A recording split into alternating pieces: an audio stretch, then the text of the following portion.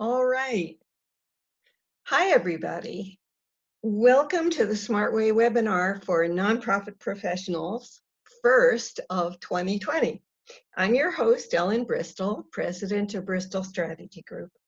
In today's program, I wanted to give you an overview of our flagship solution for fundraising productivity called Fundraising the SMART Way. We call it the science that makes the art of fundraising possible.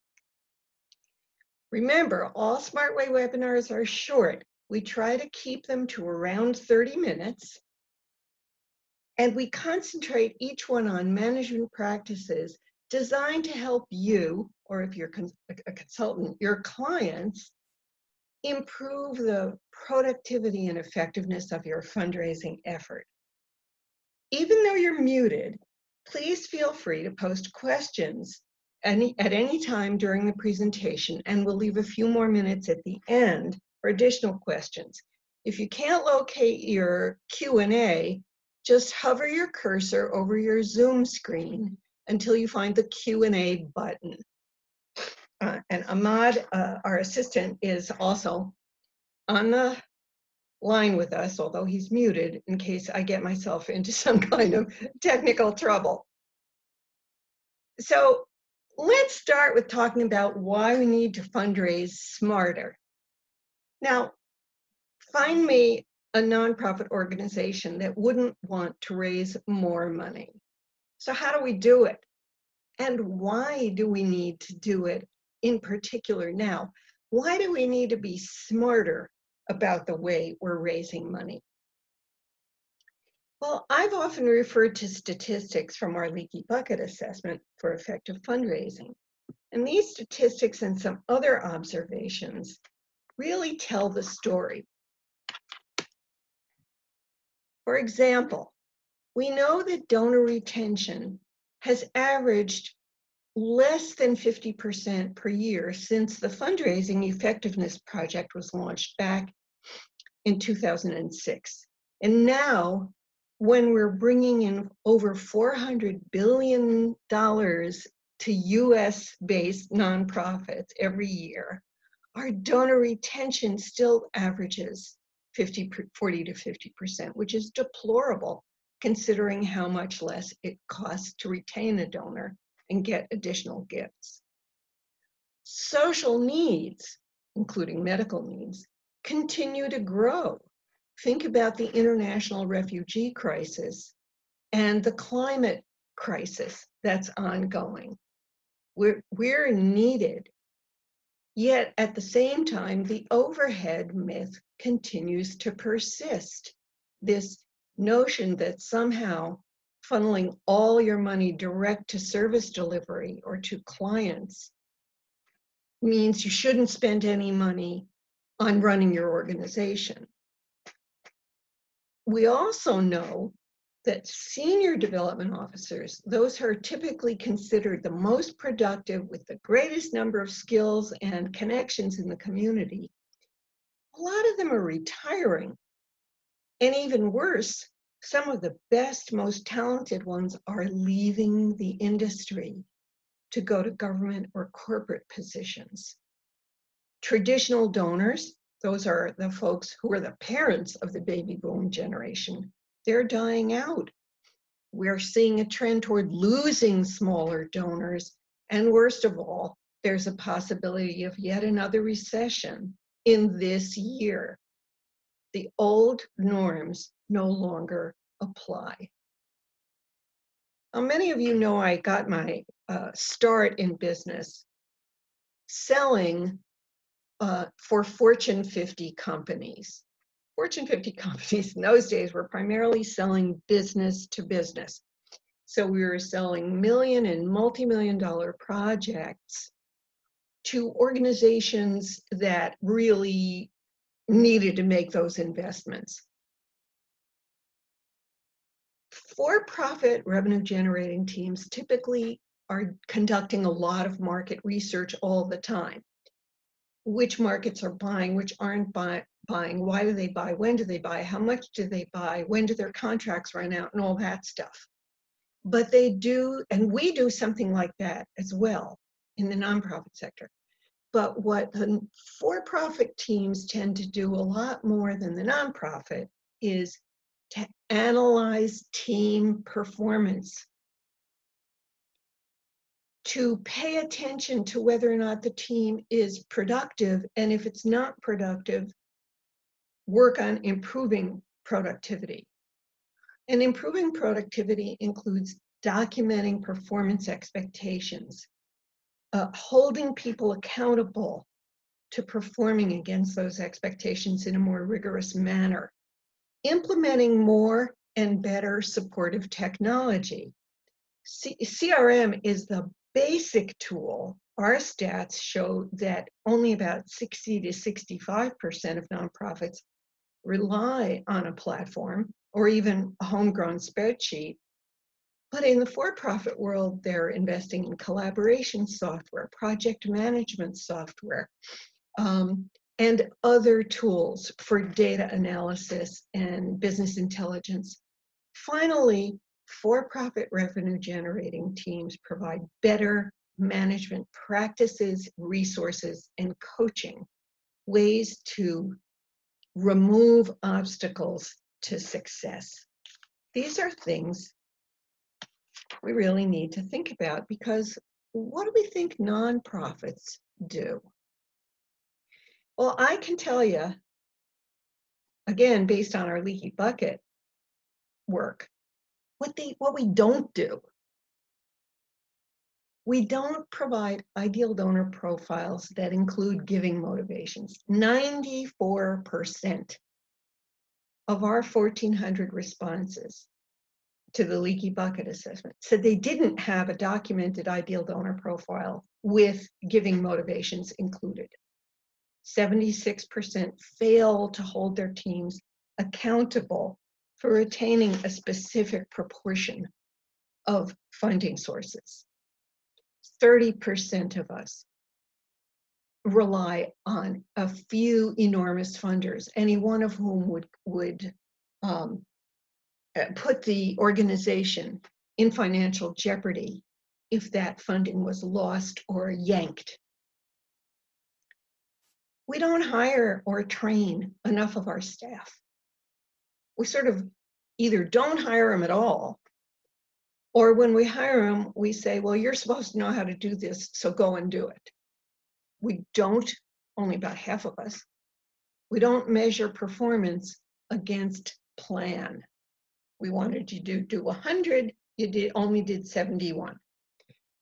And what may be most perplexing and upsetting is that only 52% claimed that they had a strategic plan in the first place, much less one that had fundraising targets. So what does this mean for us?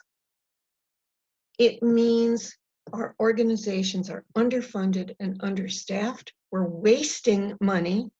We're missing opportunities. We're creating burnout, which is one of the reasons there's such high turnover among fundraising staff. And we end up adopting a tin cup mentality. All right, now I've told you all the bad news. Take a breath. I wanted to talk about why fundraising the SMART way can make a difference. I've mentioned in a lot of my writing and books and other webinars, Bristol strategy is a little different for most fundraising consultancies. We're not interested in teaching you how to write a grant, run a capital campaign, or improve your annual fund. What we do with Fundraising the SMART Way is provide structure, guidelines, and process. Whenever you put together a methodology like what I'm describing here, you produce a lot of very valuable data. Statisticians call that data diagnostic, in that it tells you something. It's a symptom, like when the doctor checks you out and looks at a combination of your blood chemistry and whether or not you have a fever. So the data produced provides insights that allow you to improve your performance continuously while retaining cost controls and mission impact. These structures, guidelines, and process model support the individual's desire to improve and the team's desire to improve. I mean, who takes a job where they don't want to do better and have more impact? Unfortunately, if your team is not desirous of improvement, something's wrong, or maybe they're in the wrong position. And finally, the SMART Way model provides leadership and management with the tools that encourage accountability. And it takes accountability and visibility, that's the data, to improve your productivity. If you're able to raise X with 3 people on your team, if you wanted to raise 2X, do you need 6 people? Or can you improve the performance of your 3 people to 2X? Now, why does it work and how does it work? There are 2 broad categories where fundraising the SMART Way is focused. 2 components. The first is, who fits our funny-shaped door? This is a phrase I love that I did not originate, but it basically means, what does the donor have to look like and act like and perform like and behave like to be right for us? And we figure that out by evaluating, or analyzing, I should say, what our organization's value added is composed of. That's not the programs that we offer. It might be, but it probably isn't. But it's like, why should anybody give to us? Next is what our best donors are seeking to do with their charitable investments. If we look at these 2 elements, value added and value sought, there's a way to analyze the exchange of value. And we show that in one of our key instruments, the SMART Way Prospect Scorecard. The second component over here on the right-hand column, is how do we track our income performance?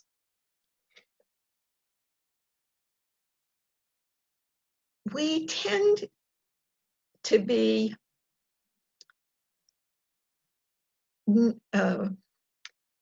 less than rigorous about the way we track performance. What we've observed, with the rare exception of some organizations who actually do use formal moves management, what we observe is we recognize an opportunity for a gift has arisen, and then we recognize when the gift has arrived. Everything in between the 2 ends of that process is kind of a mystery. So in the SMART Way model, we create donor moves, which describe the opportunity stages by the behavior of the donor. We can set targets for the number of times per year or per quarter or per month those move targets are achieved.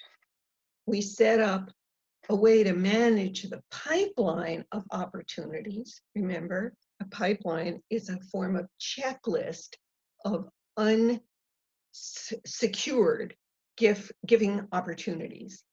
And then we track the key performance indicators. And today I have the great pleasure of demonstrating for you our newest solution. It's a CRM app called KPIs the SMART Way.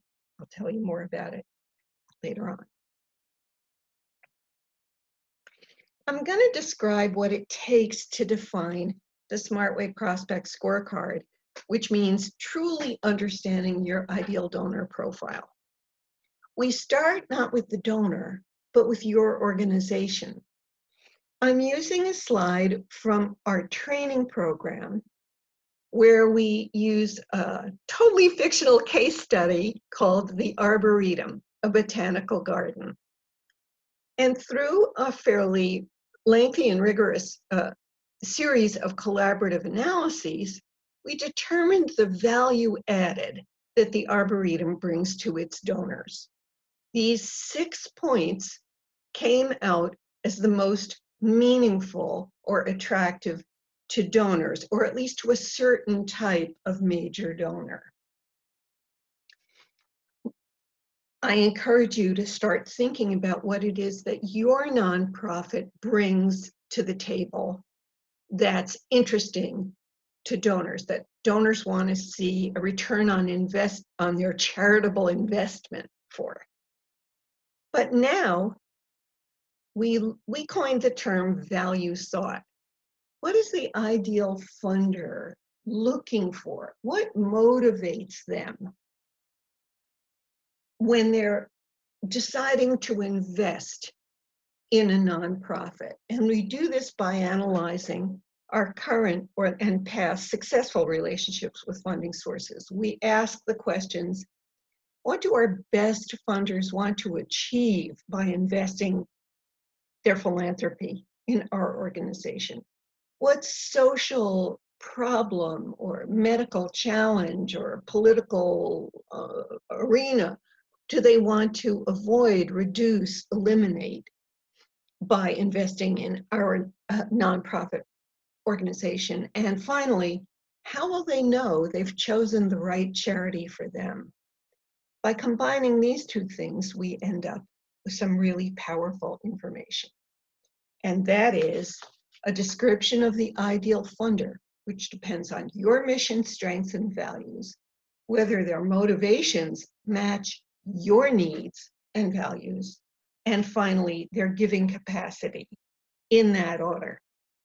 Capacity for giving is the least valuable. Now, KPIs the SMART way. Again, KPI stands for Key Performance Indicator. Is what's known as a platform neutral CRM app.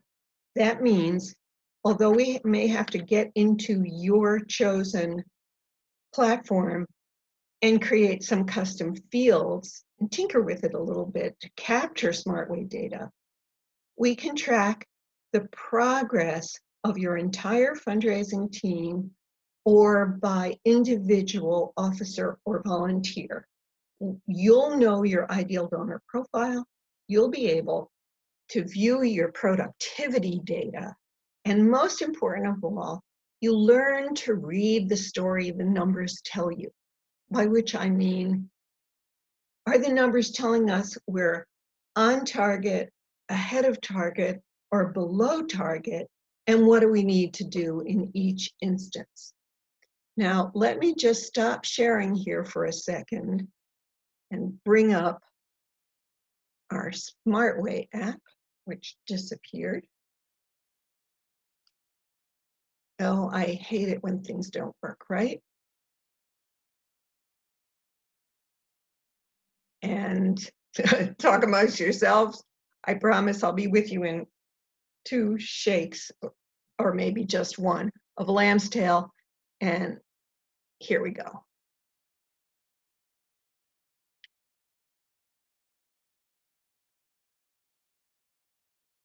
Now, I want you to know that KPIs the SMART Way is still in prototype. So anyone who wants to talk to us about bringing it into your organization will get a really good deal, because we've got plenty of room to enhance this solution.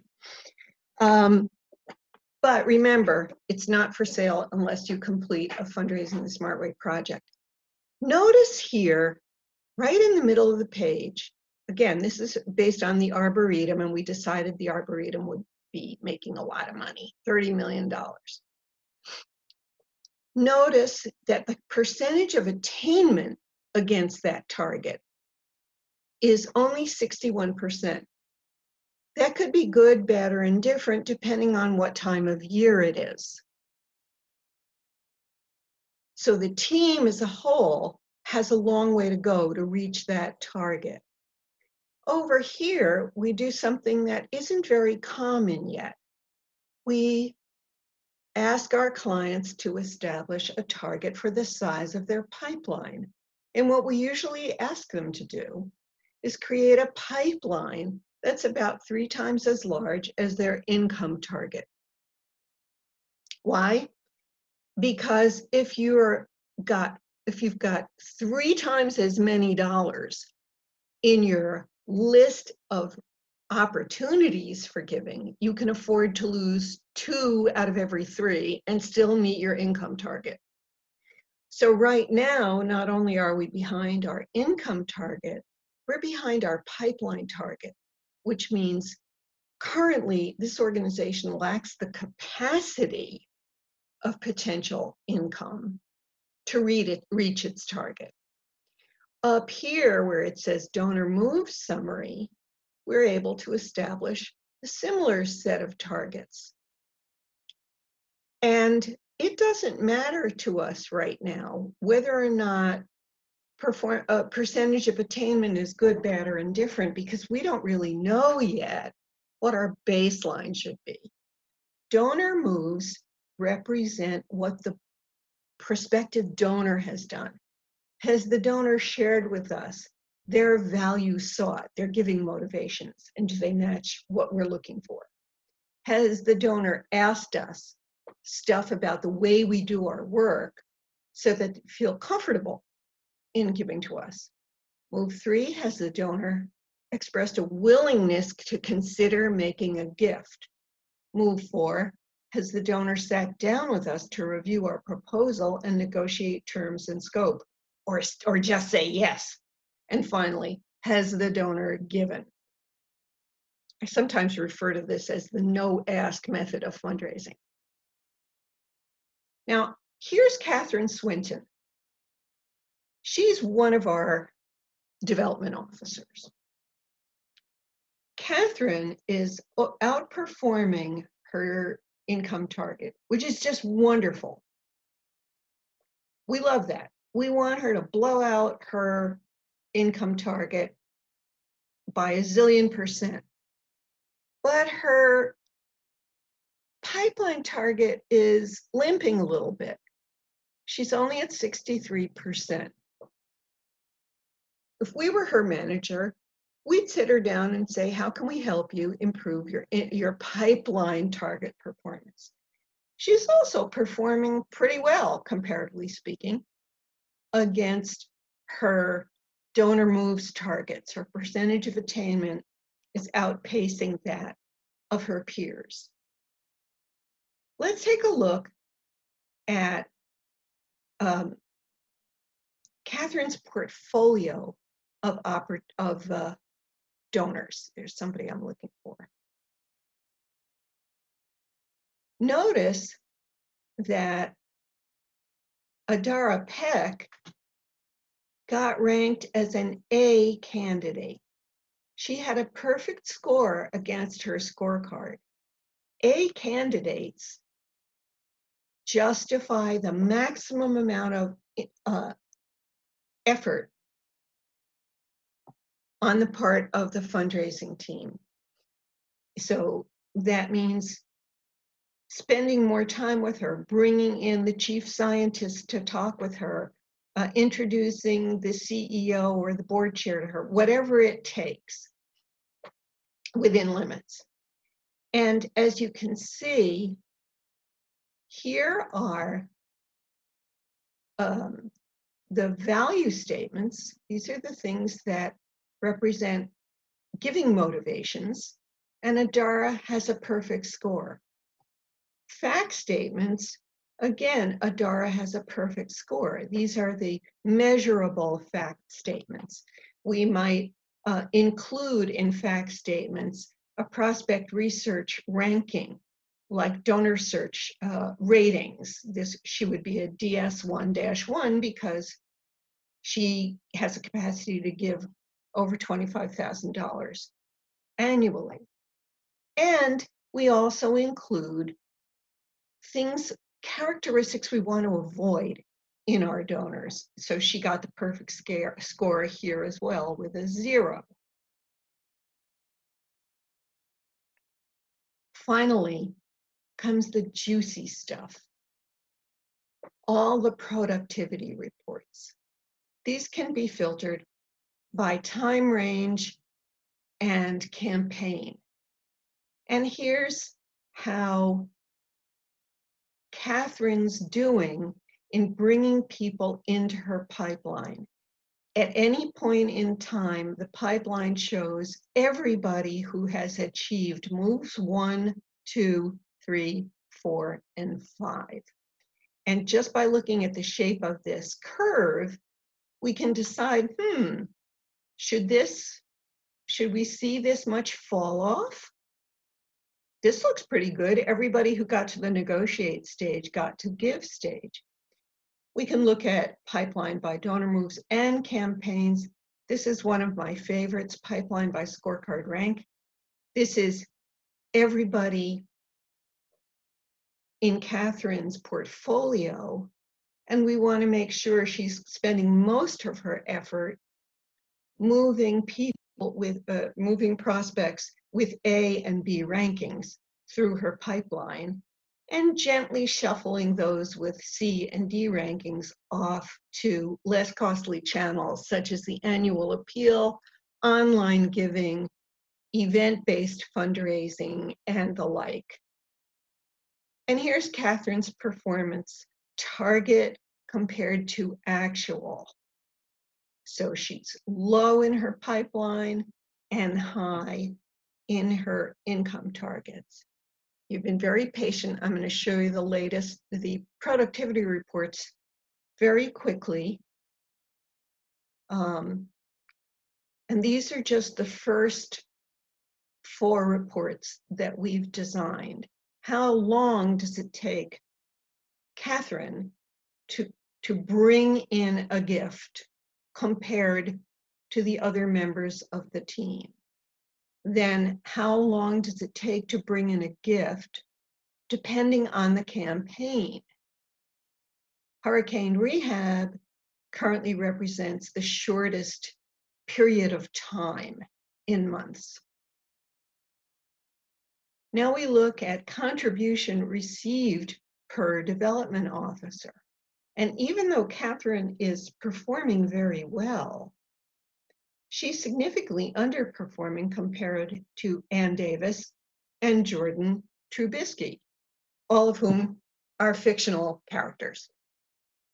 So you can see, we can also quickly check performance against plan and performance against targets for donor moves and all sorts of other things.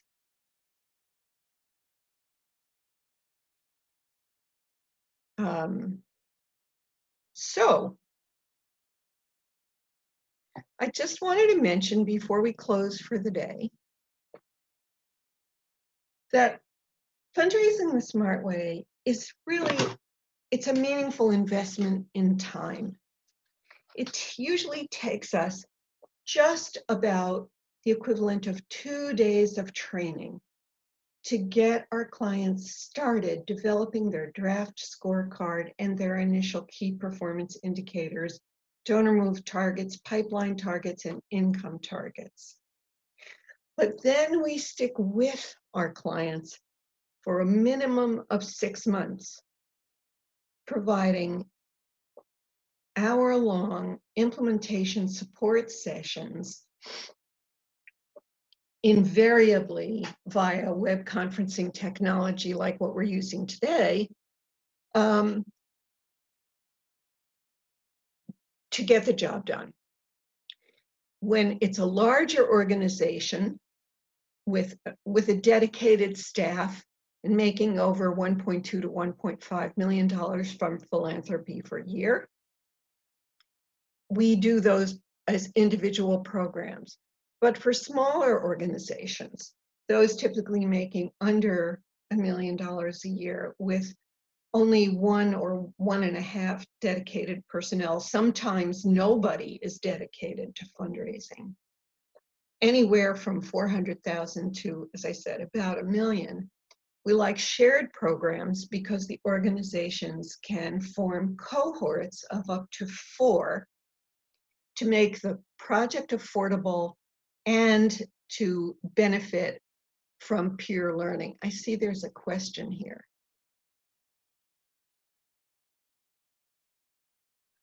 Oh, Ruth asked a really good question. I don't understand the difference between income and pipeline target. The income target is the target for the organizational's budget. The pipeline target is all the income you need to have as potential, the list of opportunities you want in your pipeline. So let's say current donor A is in for another gift of the same size as last year. Current donor B is in for a larger gift than last year. Prospect number 1 is in for their first gift. Prospect 2 is in the pipeline for their first gift. I hope, Ruth, tell me if that answers the question. And Teresa asks whether the app will work with Blackbaud solution. We have not yet integrated with a Blackbaud user. However, we do know that Razor's Edge allows its users to create custom fields and custom reports. So the answer to that, Teresa, is we can make it work.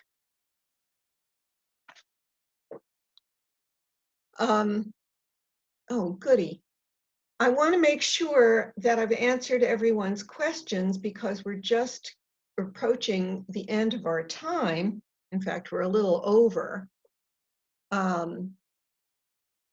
So let me remind you that to learn more about what we do, you can visit our website, learn more about Fundraising the SMART Way and KPIs the SMART Way. You can buy our book and you can always schedule a call with me.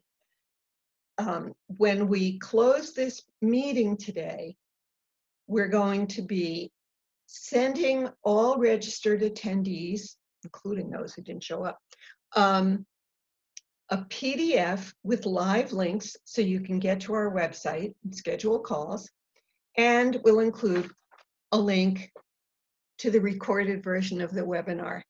Thank you so much, everybody. I really appreciate your participation, and stick around with us. Our next program is going to be February 18th, when we'll discuss how to find the right donors. Talk to you all soon. Thank you so much. Keep fundraising smart.